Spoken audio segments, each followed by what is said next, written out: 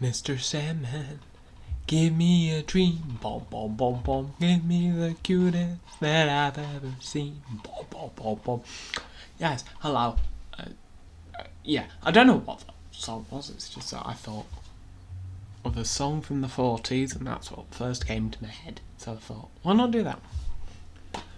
Yes, hello, and welcome to another one of these. Yes, here's Captain America: The First Avenger. This is what shall be reviewing today, and it is the penultimate Marvel movie for a bit. It's the penultimate MCU film for a bit. Because there's one more after this, which we'll get to, and then there's a new film. Then there's two other Marvel films, but they're not MCU films. And then I think there's I'll get to them. So this is Captain America: The First Avenger. This film came out in 2011. It's directed by Joe Johnston, who is known for Honey, I Shrunk the Kids, Jumanji, and Jurassic Park 3. This is made by Marcus and McFeely. This film was released on the 22nd of July, 2011. So yeah, this film is pre-Avengers, because this film leads into it. I'll read the blurb for you. Captain America leads the fight for freedom in the action-packed blockbuster starring Chris Evans as the ultimate weapon against evil. When a terrifying force threatens everyone across the globe, the world's greatest soldier wages war on the evil Hydra organization led by the villainous Red Skull, played by Hugo Weaving. Critics and audiences alike salute Captain America: The First Avenger as the best superhero movie of the year. And in 2011, I'm pretty sure the only other movie was Thor. Yeah. I don't think any other superhero films came out. Well, actually, no. X-Men First Class came out that year. But that was good, so I don't know. Okay, so, yes. This film stars Chris Evans, Captain America, as you can see here in the spangly uniform. I was going to sing the song, the in the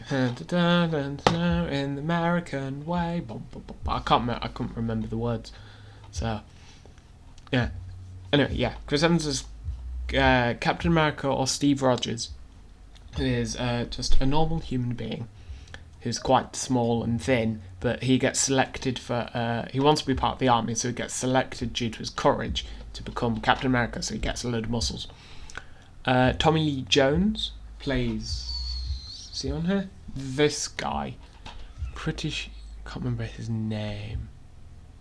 Excuse me while Chester Phillips. He's an army man. There's also Hugo Weaving, who is the guy in the background here. Plays Red Skull, or Johann Schmidt. You have Hayley Atwell, who is here. She is Peggy Carter, who I believe I've mentioned before, who is Captain America's love interest, and she's also an agent for the British Army, but stationed in America to start with. Sebastian Stan, as said before, as Bucky. This is before he became the Winter Soldier, because he's not dead. Dominic Cooper. Is he on here? Is he on the back? No. Dominic Cooper plays a younger version of Tony Stark's dad. People may recognise him from such films as Mamma Mia and Abraham Lincoln Vampire Hunter. Both good movies. Neil McDonough, who plays Dum Dum Dugan, who is most well known for playing Damien Dark in Arrow, in the episode that nobody liked, in the series that nobody likes, series 4. Derek Luke, who plays Luke played Gabe Jones in Captain America, and Stanley Tucci, who plays Dr. Erskine, who is the doctor who comes up with the serum to make him into this. You also have other actors in it, such as Toby Jones, who plays Arnim Zola, who becomes much more important in the second Captain America movie. Yes. I no longer need this. I don't think. In the present day, scientists in the Arctic uncover an old frozen aircraft. In March 1942, Nazi Lieutenant General Johann Schmidt and his men steal a mysterious relic called the Tesseract, which possesses untold godly powers from the town of Tonsberg in German-occupied Norway. And Tonsberg is the area that gets turned into, I think, New Asgard, in Endgame, In New York City, Steve Rogers is rejected World War II military recruitment due to his various health and physical problems, because he's small and he has asthma, all this other stuff. While attending an exhibition of future technologies with his best friend, Sergeant James Bucky Barnes. Yes. Rogers again attempts to enlist. Overhearing Rogers' conversation with Barnes about representing his country in the war, Dr. Abraham Erskine allows Rogers to enlist. He is recruited into the Strategic Scientific Reserve, the SSR, as part of a super soldier experiment under Erskine, Colonel Chester Phillips, and British agent Peggy Carter. Phillips is unconvinced by Erskine's claims that Rogers is the right person for the procedure, but relents after seeing Rogers jump on a grenade to save his comrades, unaware that it is a test. The night before the treatment, Erskine reveals to Rogers that Schmidt underwent the procedure prematurely and suffered permanent side effects. Schmidt and Dr. Arnim Zola harness the energies of the Tesseract, intended to use the power to fuel Zola's inventions, mounting an offensive that will change the world. Which isn't too dissimilar from what the scientific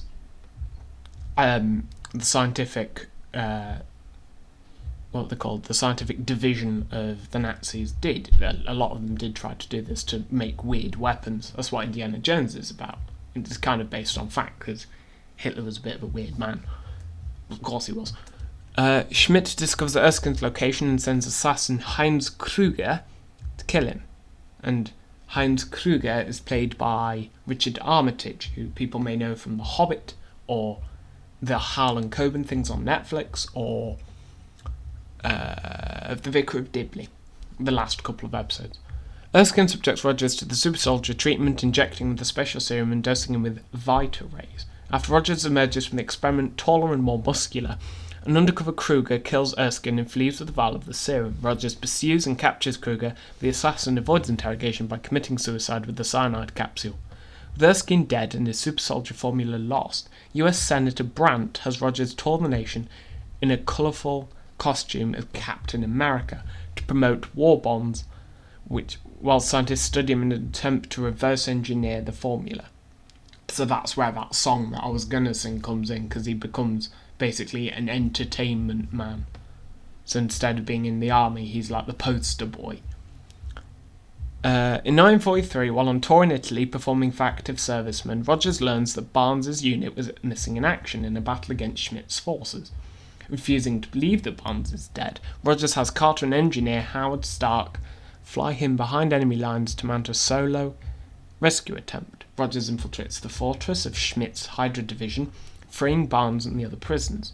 Rogers confronts Schmidt, who removes a mask, kind of like that, but like the skin through that pores on it like that, to reveal a red skull-like visage that earned him the sobriquet, the Red Skull. Schmidt escapes and Rogers returns to base with the freed soldiers. Rogers recruits Barnes, Dum Dum Dugan, Gabe Jones, Jim Morita, James Montgomery, Falsworth, and Jacques Dernier to attack other known Hydra bases. Stark outfits Rogers with advanced equipment, most notably a circular shield made of vibranium, a rare, nearly indestructible metal. Rogers and his team sabotage various Hydra operations while he and Agent Carter, begin to fall in love. In 1945, the team assaults a train carrying Zola. Rogers and Jones succeed in capturing Zola, but Barnes falls from the train to his apparent death. Using information extracted from Zola, the final Hydra stronghold is located, and Rogers leads an attack to stop Schmidt from using WMDs on major American cities. Rogers climbs aboard Schmidt's aircraft as it takes off. During the subsequent fight, the Tesseract's container is damaged. Schmidt physically handles the Tesseract in his hand, which opens a wormhole in space, sucking him into it, and sending him to Vormir for Infinity War. And so, because of his punishment for using the Tesseract for evil is that he must guard the Soul Stone, and he must never use it at all, and that's why he turns up. But as a different actor, for Hugo Weaving did not want to come back for some reason. I think it was budget reasons, I think. The Tesseract burns through the plane and is lost in the ocean. Seeing no way to land the plane without the risk of detonating its weapons, Rogers radios Carter and says goodbye to her before crashing in the Arctic, with his famous line, "I'll be with you till the end of the line." Stark later recovers the Tesseract from the ocean floor, but is unable to locate Rogers or the aircraft, presuming him dead. And if you remember the beginning of the movie, they recover an aircraft in the ice. Rogers awakens in a 1940s-styled hospital room, hearing a radio broadcast of a baseball game that he attended in 1941. Rogers grows suspicious, flees outside, and finds himself in present-day Times Square, with all the TVs everywhere. S.H.I.E.L.D. director Nick Fury informs him that he has been asleep for nearly 70 years. In a post-credit scene, Fury approaches Rogers and proposes a mission with worldwide ramifications, which is just the Avengers. That's the plot. That's the plot of the movie. So, Chris Evans, Tommy Lee Jones, Haley Atwell, Sebastian Stan, Dominic Cooper. I'm just trying to work out that. Samuel Jackson reprises his role as Nick Fury. Kenneth Choi appears as Jim Rita. Bruno Ricci stars as Jacques Danier. J.J. Field appears as James Montgomery Falsworth. Toby Jones was cast as Arnim Zola. Richard Armitage. Lex Shrapnel portrays Gilmore Hodge. Michael Brandon portrays Brandt, the senator. He is from Dempsey Makepeace, apparently. Jeff Goldblum had originally been approached to play Brandt, and then turned up late. David Bradley's in it. Argus Filch, or Ricky Gervais's dad in Afterlife, or the guy with the shed full of weapons in Hot Fuzz. See, I mentioned it, Callum. I will get onto it. I will. Yes. Got distracted there. Yes. Natalie Dormer portrays Lorraine, a private who attempts to seduce Rogers, and Jenna Coleman appears as Connie, Bucky's date at the World Expo. Bloody Clara. I'll get on to that. Laura Haddock, who would go on to portray Meredith Quill in Guardians of the Galaxy, has a brief appearance as an autograph seeker, and that James Gunn jokingly claimed that this was Peter Quill's grandmother, and Stanley appears as the general. Development, it's been in development since 2007, and they got Chris Evans specifically out of pulled him out of the Fantastic Four. They were like, we like him, we want to use him. Apparently they used similar places where they filmed the film Alfie and Sherlock Holmes, similar shots were used. Yes. And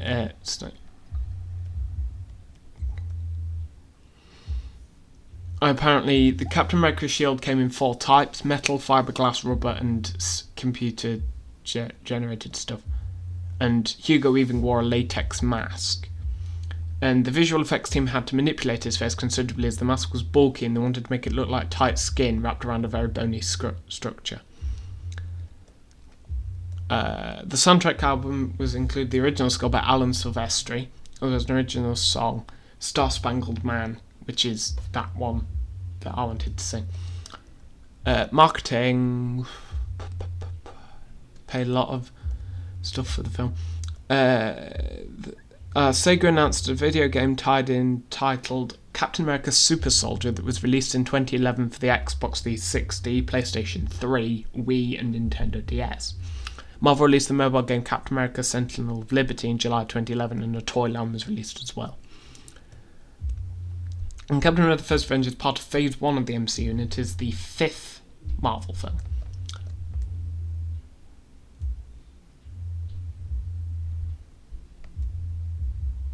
Yes.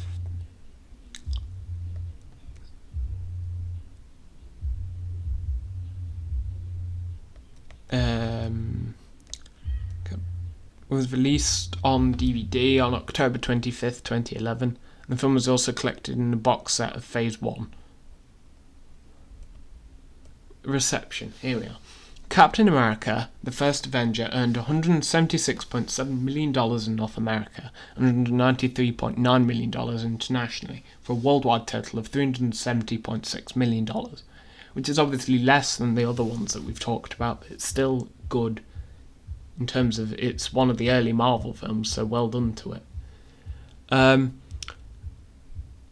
Opened on July 22nd in the United States and earned $4 million in midnight showings, outgrossing other 2011 superhero films like Thor and Green Lantern, as well as X-Men First Class, which all made between $3.25 and $3.5 million. Oh, my voice is going a bit...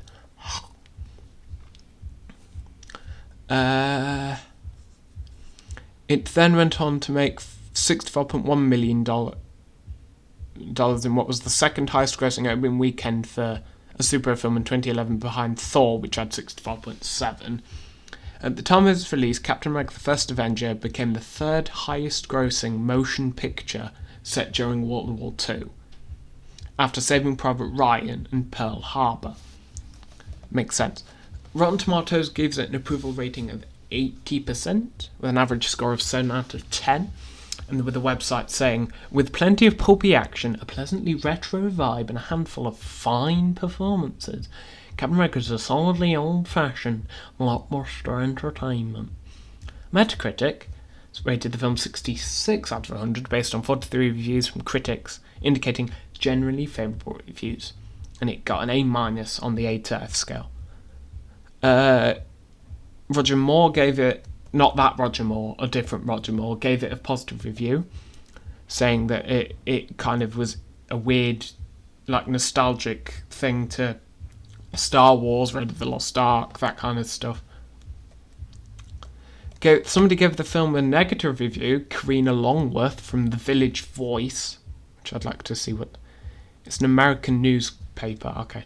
Calling it a hokey-hacky 2-hour plus exercise in franchise transition price gouging, complete with utterly unnecessary post-converted 3D. And Peter DeBruge of Variety said, Captain America the First Avenger plays like a by-the-numbers prequel for the Avengers, which it doesn't, because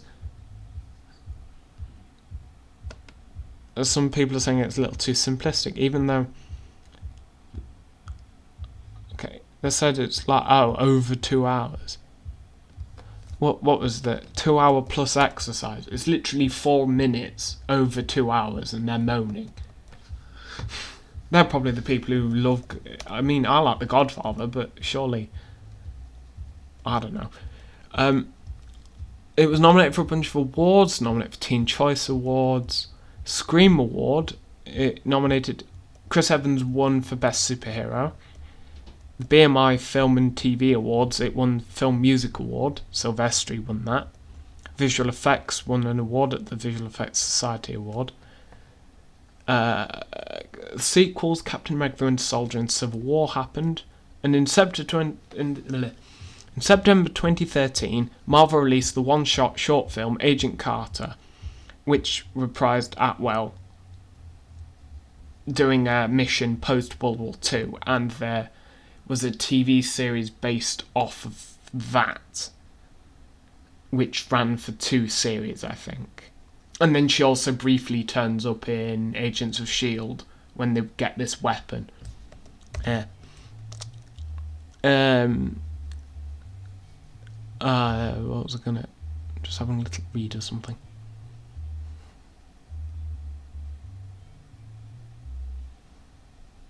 What if Captain Carter were the first Avenger, which is the first episode of What If?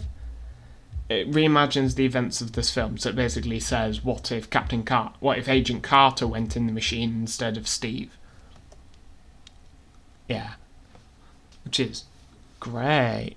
That's a wonderful film.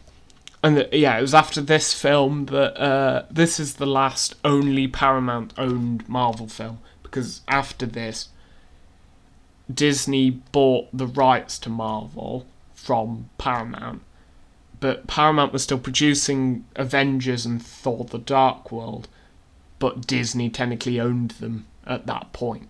So technically both earned money there. But yeah. Anyway, opinions. Right.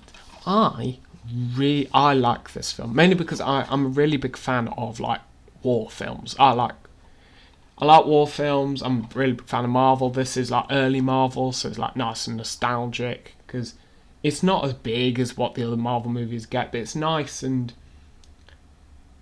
like it's like even though like it's 2 hours long, it doesn't feel it because it's kind of like it's quite cheesy, but that's what I like about it. Is it's like a cheesy action movie. It's a bit like Die Hard in a way, except not set at Christmas. Anyway, that is enough of Captain America. This will be a short one. This will be. And now, we're on to a Marvel film that I am a bit about, which is interesting because this is the first Marvel movie that I'm a bit about. Captain Marvel. And we'll get to why next time. Ooh, cliffhanger. Well, not cliffhanger, because I'm not ending it there. Well, I hope you enjoyed the episode. The Captain Carter one will probably be up on Monday, because in 2 days' time I won't be doing a film review. For it will be the last time I get to do my wrestling predictions. So on Thursday, look out for the Royal Rumble predictions. For that will be on Saturday. The Royal Rumble. No, the video will be released on Thursday, and the Royal Rumble is on Saturday. So I want to do it early because I'm busy Friday. So yes, but thank you for watching, and a goodbye.